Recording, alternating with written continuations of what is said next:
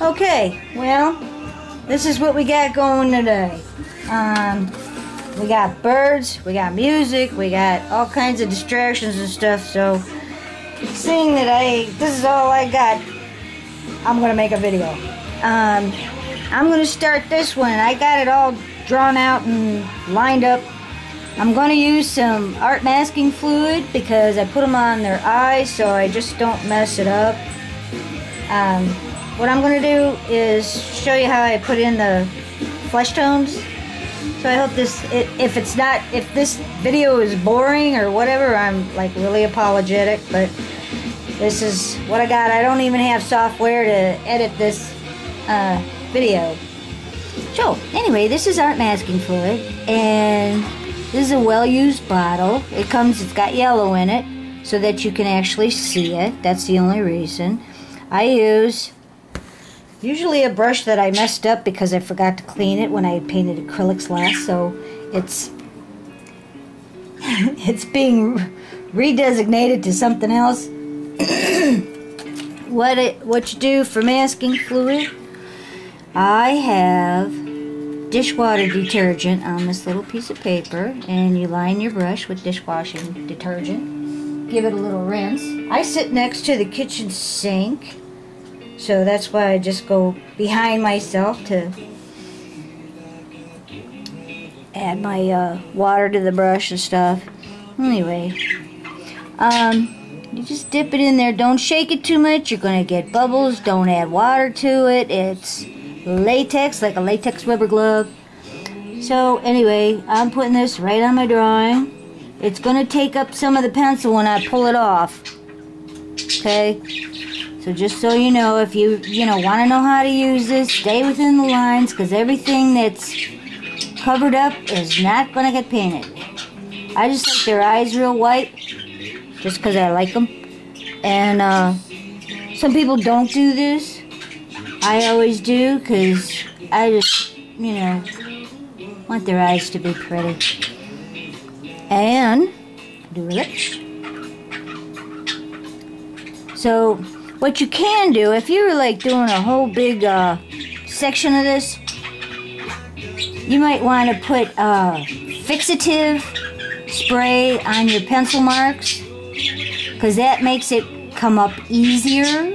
And since if it's a large area, you want it to come up easy, because this stuff is sticky. Okay? And the fixative actually makes it easier to come off the paper. This is watercolor paper, Winsor & Newton. Almost everything I use is Winsor & Newton.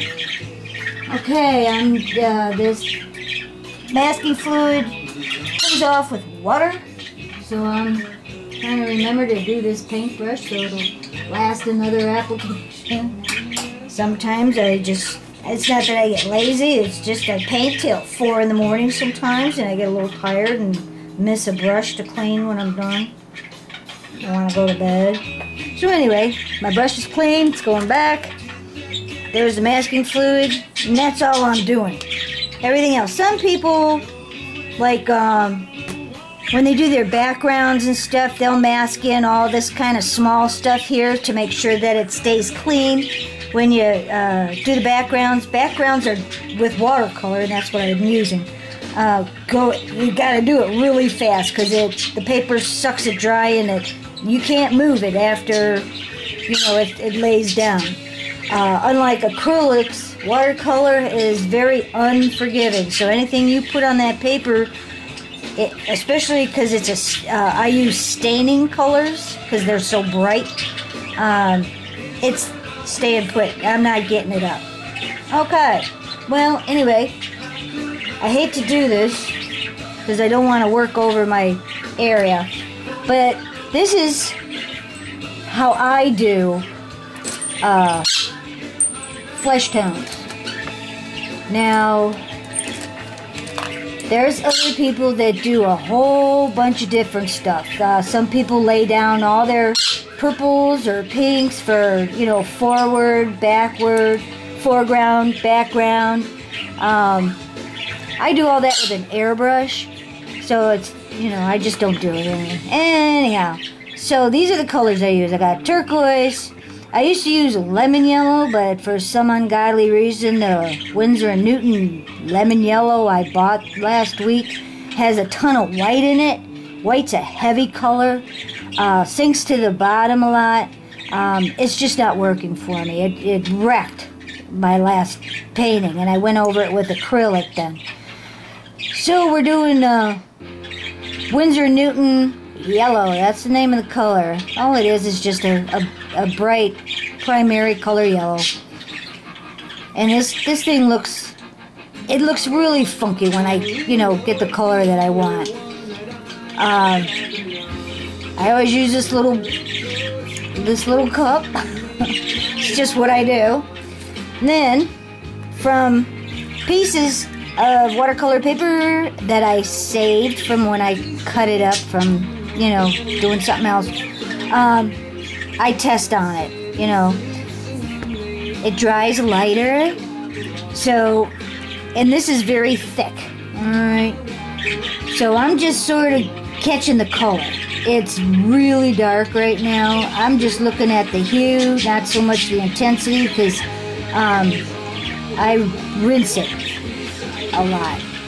I'm just looking. See, it makes add a little yellow, makes it a little browner, add a little red, makes it a little redder.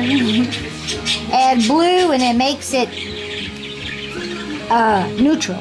So it makes it actually kind of darker.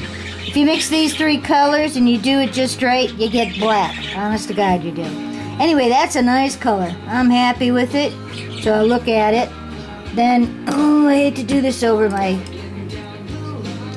Plus, I don't have my regular light on because it just made everything look really strange. Everything was pink. And I just can't do that, so I'm not used to this light. I use what's it called? A light that has an arm on it. It's not incandescent, but it's a fluorescent light kind of thing. Alright, so I wet it down and I do it again and see if that's where I want to be. And you just stir this paint a lot because the little particles get smaller and smaller and smaller, and it just lays down so nice.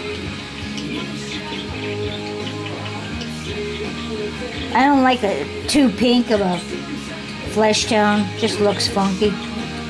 Doesn't look like a suntan. And that's what I'm trying to aim for.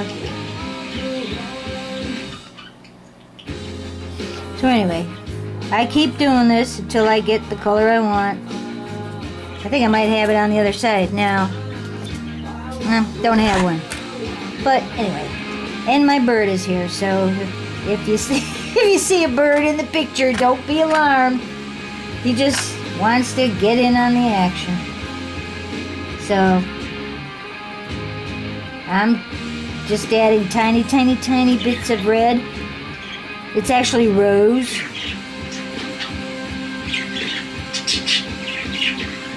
I don't know. Looks like it's getting darker. It's not, but it just seems that way. But anyway, I know this could be like a really boring video, but you're the one that watching it, and I've been asked to do this, so it looks pretty darn good. When it dries, it's going to be pinker. You see it. Several applications will look like that color there. I don't know if you could see that or not. Can you see that? I don't know. My bird says everything's black and white to him. Here is turquoise. I use that color. Here is permanent rose. I use that color.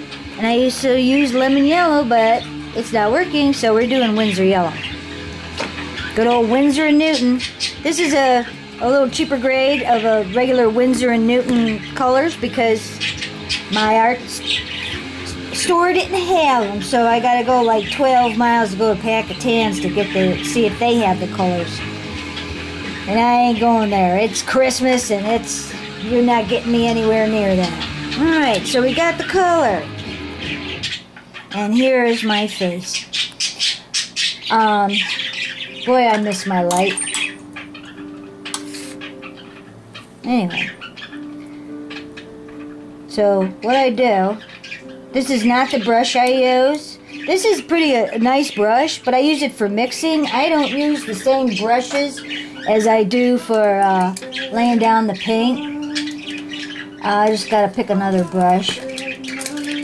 For some reason, because I scrub so much, and I shouldn't, but I do. Well, we got a critic here. I don't know if that's gonna work for the. Here, this is pretty good. This is brand new. Anyway, this is Scepter Gold 2. Love them. It's actually an acrylic brush. I just bought it. But I like, you have it a lot of control where I put the paint, especially for skin tones. So I'm just adding more water to this because I can always do layers, and that's what I usually do to get the colors. Oh, good, he left. The bird's gone. Alright, that's good. Alright, so what I'm going to do first,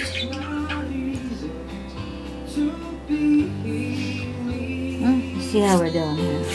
Every little thing, well, you know what, I am going to stop right here, stop the film, and do a second part. See you when you get back.